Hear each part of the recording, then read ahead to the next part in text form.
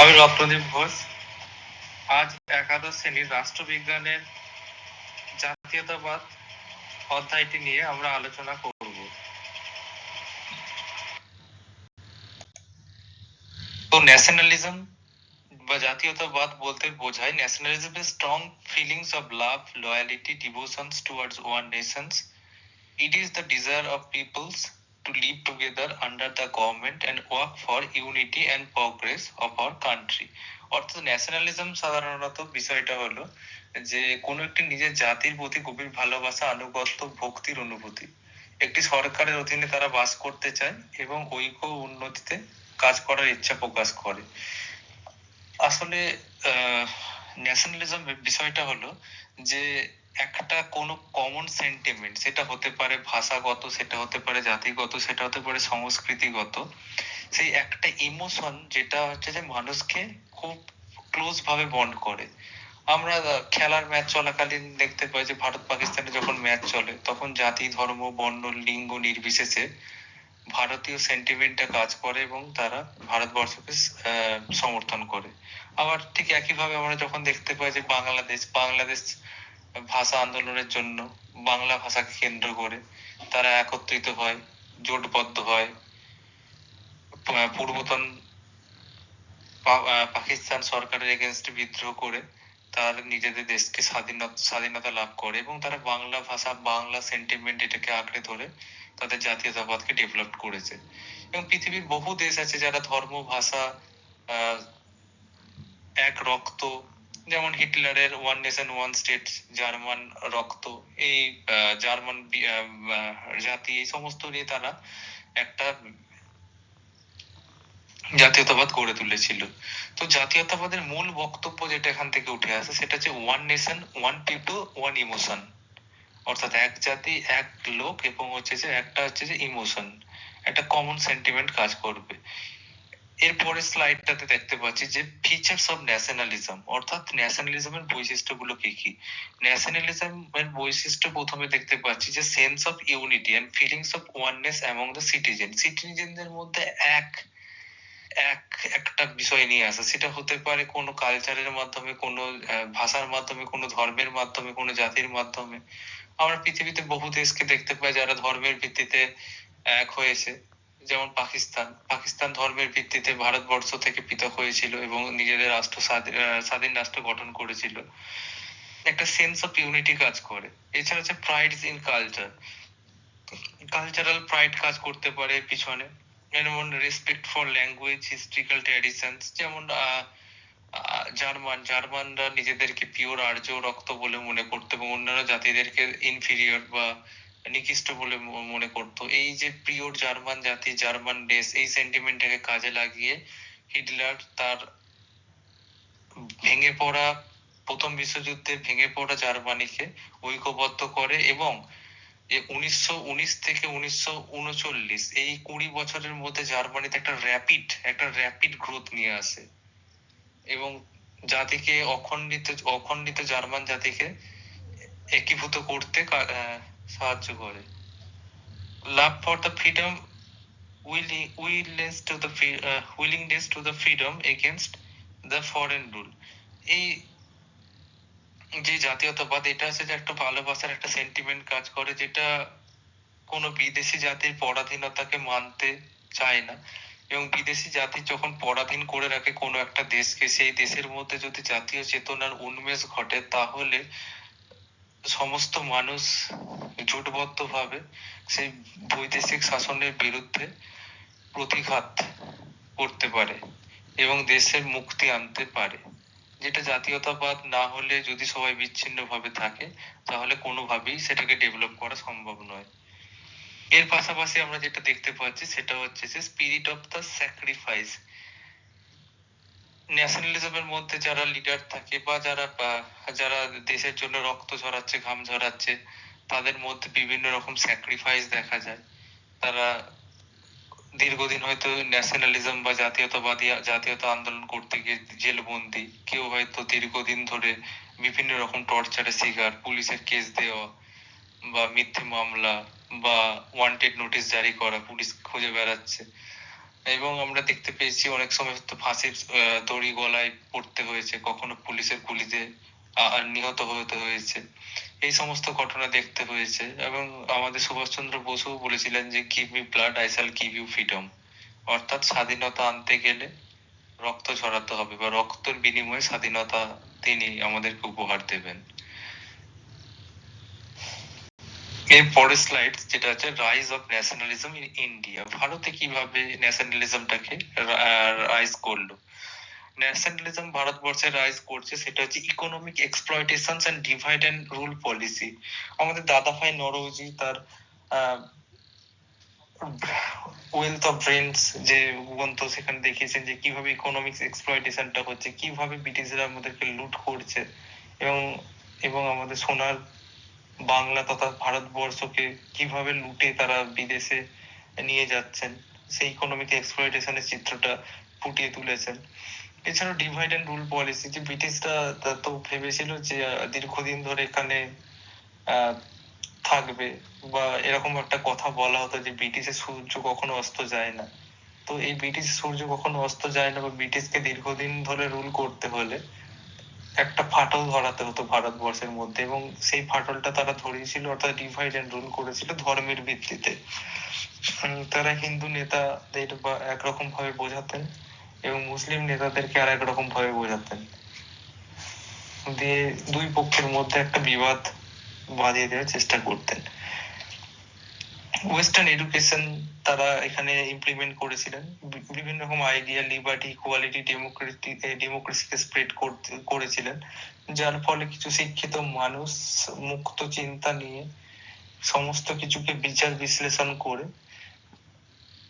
ব্রিটিশদের তাবেদারে পরিণত না হয়ে দেশের জন্য, দোষের জন্য এবং জাতির জন্য আত্মবলিদান দিয়েছিলেন। উদাহরণ হিসেবে সুভাষচন্দ্র বসুর কথা বলা যায়, যে তিনি উচ্চ শিক্ষিত হওয়া এবং ব্রিটেনে পড়াশোনা করার পরেও তিনি তিনি আইএএস পরীক্ষার আইসিএস পরীক্ষা ছেড়ে দিয়ে তিনি স্বাধীনতা সংগ্রামে জড়িয়ে পড়লেন, এবং সেই আজাদিন ফৌজ সমস্ত মুভমেন্টটাকে তিনি লিড করলেন। It's a praise and literacy. Newspaper like Kesari, Amrit Bazar Potrika, Accord Peoples. এছাড়া হচ্ছে যে সমস্ত পত্রিকা ছিল সেই সময়, কেশরী, অমৃত বাজার পত্রিকা, এই পত্রিকাগুলো তো ব্রিটিশদের প্রতিদিনের শোষণ, কিভাবে মানুষকে অত্যাচার করছে, কিভাবে মানুষের মুখের খাবার কেড়ে দিচ্ছে, কিভাবে মানুষকে বঞ্চিত অবহেলিত করছে, কিভাবে ধর্মের ভিত্তিতে দাঙ্গা বাঁধিয়ে দিচ্ছে, কিভাবে ব্রিটিশ সরকার মানুষকে গোলাম বানিয়ে রাখছে, সেই সমস্ত চিত্রগুলোকে যখন মানুষের সামনে তুলে ধরতে রাখে, মানুষ সচেতন হয় এবং মানুষ বুঝতে শেখে যে নিজেদের জাতি, নিজেদের সরকার, নিজেদের দেশ না গঠন করতে পারলে প্রকৃত মুক্তি সম্ভব নয়। এবং হচ্ছে রোল অফ লিডার্স হিসেবে গান্ধীজি বিভিন্ন রকম মুভমেন্ট করেছিলেন, পিসফুল লং মার্চ থেকে ডান্ডি অভিযান, সমস্ত কিছুতেই তিনি গুরুত্বপূর্ণ অবদান রেখেছিলেন। এবং তিলক হচ্ছে মারাঠা, গোটা ভারতবর্ষ তথা মারাঠি কমিউনিটির মধ্যে তিনি একটা ভীষণ রকম প্রভাব ফেলেছিলেন, এবং মারাঠা, বিশেষ করে মহারাষ্ট্র, পাঞ্জাব, এই এলাকাগুলোতে তিনি ভারতের স্বাধীনতা সংগ্রামকে পরিচালনা করেন, এবং এই পরিচালনা করতে গিয়ে তিনি একটা জাতিগত ঐক্য তৈরি করেন। এবং ভগৎ সিং প্রচন্ড বীর, বিক্রম, পরাক্রমশালী একজন বীর, যিনি ভারতবর্ষকে সশস্ত্র আন্দোলনের মাধ্যমে মুক্তির দিশা দেখেছিলেন। এছাড়া সুভাষচন্দ্র বসু সম্পর্কে আমরা প্রত্যেকেই জানি, তিনি কিভাবে ব্রিটিশ সরকারের চোখে চোখ রেখে কথা বলতেন, কিভাবে আজাদিন ফৌজ তৈরি করে তিনি ভারতবর্ষে স্বাধীনতা সংগ্রামের আন্দোলন শুরু করেছিলেন, তার অবদান প্রত্যেকেরই জানা। এর পরের স্লাইডে যেটা আমরা দেখতে পাবো সেটা হচ্ছে merit and demerits of the nationalism. প্রত্যেকটা জিনিসের মধ্যে ন্যাশনালিজমের কিছু ভালো দিক আছে, কিছু খারাপ দিক আছে। সেটাকে যদি আমরা ভালোভাবে ব্যবহার করতে পারি তাহলে ভালো জিনিস পাবো, যদি খারাপ ভাবে ব্যবহার করি খারাপ জিনিস পাবো। It leads to independence of our in 1947। যদি ভারতবর্ষের মধ্যে জাতীয়তাবাদ বা জাতীয় চেতনা বা নিজেদের জাতি, নিজেদের সরকার, নিজেদের দেশ, নিজেদের শাসন এই সম্পর্কে মানুষের মধ্যে বিন্দু মাত্র ধারণা বোধ না জন্মাতো, তাহলে ভারতবর্ষে স্বাধীনতা অসম্ভব ছিল। এই ভারতবর্ষে জাতীয়তাবাদ যে জাগরিত হয়েছিল, সেই ভারতবর্ষের জাতীয়তাবাদের কারণে ভারতবর্ষ ব্রিটিশদেরকে উচ্ছেদ করতে পেরেছিল। and create national unity and unity in diversity। Nationalism unity in the diversity, অর্থাৎ বৈচিত্র্যের মধ্যে ঐক্য নিয়ে আসা সম্ভব। ভারতবর্ষের পরাধীনতা, মানুষের শোষণ, শাসন, লাঞ্ছনা, বঞ্চনা, এগুলো ভারতের বর্ষের প্রত্যেকটি কোণাতেই একই রকম চিত্র। পাঞ্জাবে যা, পশ্চিম বাংলাতেও তাই। মারাঠা মারাঠা কমিউনিটির মধ্যেও এই শোষণ শাসন চলেছে, কেরলেও চলেছে। তো প্রত্যেকটা জায়গাতেই ভারতবর্ষের মানুষের উপর অত্যাচার, তাদের উপর নৃশংস মারধর, অত্যাচার, এই সমস্ত যে ঘটনাগুলো ঘটেছিল সেগুলো প্রত্যেকটি মানুষ অবজার্ভ করেছে এবং মানুষ দেখতে পেয়েছে যে এইগুলোকে যদি উচ্ছেদ করা না যায় তাহলে মানুষের সমস্যা রয়েছে। সুতরাং তাদের প্রত্যেকের একটা কমন ইন্টারেস্ট ছিল এই ক্ষেত্রে, যে কমন ইন্টারেস্টটা কি, যে ব্রিটিশ শাসনকে ভারতবর্ষ থেকে তাড়িয়ে দেওয়া বা ভারতবর্ষ নিজের স্বাধীনতা নিয়ে আসা। সেই কারণে ইউনিটি এন্ড ডাইভার্সিটি, অর্থাৎ বিভিন্ন রকম মতাদর্শ, বিভিন্ন রকম ভাষা, বিভিন্ন রকম চিন্তাধারার মধ্যে একটা ঐক্য গড়ে উঠেছিল। এছাড়া যে strengthen the democracy and the public participation। Nationalism মানুষের মধ্যে গণতান্ত্রিক চেতনা এবং জনগণের অংশগ্রহণকে ত্বরান্বিত করে, অর্থাৎ মানুষ নিজের দেশ জাতিকে ভালোবেসে এগিয়ে আসবে, গণতান্ত্রিক পদ্ধতিতে ভোট দেবে, সরকারকে নির্বাচিত করবে এবং তার নির্বাচিত পছন্দের সরকারের দ্বারা দেশ পরিচালিত হবে। এই চিন্তাধারা নিয়ে মানুষ চলে। এর অন্য দিকটা হচ্ছে ডিমেরিটস এর ভিতরে পাচ্ছি aggressive nationalism can cause war. আমরা দেখতে পেয়েছি যে অতীত ইতিহাস থেকে যে হিটলারের সময় জার্মানি র্যাপিড গ্রোথ করেছিল 1919 থেকে 1939 সালে। জার্মানিতে খুব উন্নয়ন ঘটেছিল, জার্মানি নিজেদেরকে এক জাতি এক রাষ্ট্র তকমা দিয়েছিল, তাদের মধ্যে ঐক্যবোধ গড়ে উঠেছিল। কিন্তু তারপরেও আমরা দেখতে পেয়েছিলাম জার্মানির মধ্যে যে উগ্র জাতীয়তাবাদ ছিল, যে তাদের জাতি শ্রেষ্ঠ বাকি সবাই নিকৃষ্ট, সেই ধ্যান ধারণা এবং তাদের অন্যদের উপর যে রুল করার অধিকার আছে, এইরকম একটা চিন্তাধারা বা এরকম একটা মনস্তাত্ত্বিক ব্যাপার তাদেরকে যুদ্ধের দিকে ঠেলে দিয়েছিল। এরপর হচ্ছে যে may lead to discriminations against the minorities। মাইনরিটিসদের উপর একটা অত্যাচার ন্যাশনালি উগ্র জাতীয়তাবাদীদের ভেতরে দেখা গেছে। যেমন উদাহরণ হিসেবে বলা যায় যে হিটলারের জার্মানিতে pure German blood or pure Aryan blood যে যে স্লোগানটি সেই সময় বিপুল ভাবে জনপ্রিয় হয়েছিল, সেই জনপ্রিয়তার বাইরেও বিভিন্ন রকম কমিউনিটি তথা ইহুদি কমিউনিটির উপর একটা ভয়ঙ্কর অত্যাচার নেমে আসে। তাদেরকে বিভিন্ন ভাবে হত্যা করা হয়, গ্যাস চেম্বারে হত্যা করা হয় এবং বিভিন্ন রকম ডিটেনশন ক্যাম্পে ভরে দেওয়া, বিভিন্ন ভাবে অত্যাচার করে। এই ঘটনাগুলো আমরা আন্না হ্যারেন্টের বেনালিটি অফ এভিল বলে বইটা থেকে এবং আরো বিভিন্ন রকম বই থেকে জানতে পারি যে কিভাবে মানুষের উপর বা মাইনরিটিদের উপর হিটলারের সরকার অর্থাৎ তথা জাতীয়তাবাদী সরকার আক্রমণ নামিয়ে এনেছিল। পাশাপাশি আরো একটি কারণ হচ্ছে যে আস ভার্সেস দেম মেন্টালিটি, আমরা ওরা একটা মেন্টালিটি তৈরি হয়ে যায় এখানে, যে আমরা শ্রেষ্ঠ জাতি, ওরা নিকৃষ্ট, এই ধরনের একটা ধ্যান ধারণা উগ্র জাতীয়তাবাদে চলে আসে, বা আমার ভাষা, আমার ধর্ম, আমার জাতি শ্রেষ্ঠ, অন্য ধর্ম নিকৃষ্ট, এই ধ্যান ধারণা গুলো একটা চলে আসে, যেটা সমাজের পক্ষে তথা মানব সভ্যতার জন্য খুব একটা অনুকূল নয়। পরবর্তী স্লাইডে আমরা দেখতে পাচ্ছি যে ন্যাশনালিজমের কনক্লুশন বা উপসংহার। ন্যাশনালিজমের কনক্লুশন হচ্ছে nationalism is the force that can free the nations from the slavery but its misuse can lead to humanity। অর্থাৎ ন্যাশনালিজম সেই ক্ষেত্রে ভালো বা ন্যাশনালিজম ততক্ষণ পর্যন্ত ভালো যতক্ষণ পর্যন্ত সেটা মানুষের কল্যাণে, দেশের কল্যাণে, সমাজের কল্যাণে কাজে লাগে। অর্থাৎ মানুষ পরাধীনতার হাত থেকে মুক্তি লাভের জন্য ঐক্যবদ্ধ হতে পারে, জোট বাঁধতে পারে। মানুষ তাদের নিজেদের ভালোবাসা, ধর্ম, জাতি, ভাষা, বর্ণকে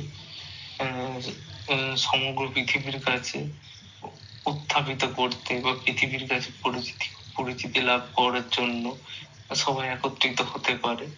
কিন্তু সেই জাতীয়তাবাদ যখন অন্যকে অধিকার করা, দখল করা বা অন্যের থেকে নিজেকে শ্রেষ্ঠ বলে মনে করার প্রবণতা গড়ে ওঠে, তখন তাদের মধ্যে একটা দ্বন্দ্ব তৈরি হয় এবং এই দ্বন্দ্বটা এতটা পরিমাণে যায় যে imperialism, it leads to imperialism, it leads to colonialism, অন্যের উপর অধিকার করা, অন্যের উপর সাম্রাজ্যবাদ কায়েম করা, এই ধ্যান ধারণা তৈরি করে। যেটা আমরা দেখতে পেয়েছিলাম যে দ্বিতীয় বিশ্বযুদ্ধের সময় হিটলার অন্যান্য জাতির উপর আক্রমণ করে সেই জাতিকে মানে সেই জায়গায় সাম্রাজ্যবাদ বিস্তারের একটা বিষয় এবং নিজের জাতির শ্রেষ্ঠত্ব প্রচারের জন্য যুদ্ধে জড়িয়ে পড়তে দেখা যায় এবং অন্যের ক্ষয়ক্ষতি করা থেকেও এই ক্ষেত্রে উগ্র জাতীয়তাবাদীরা পিছু হটেন না।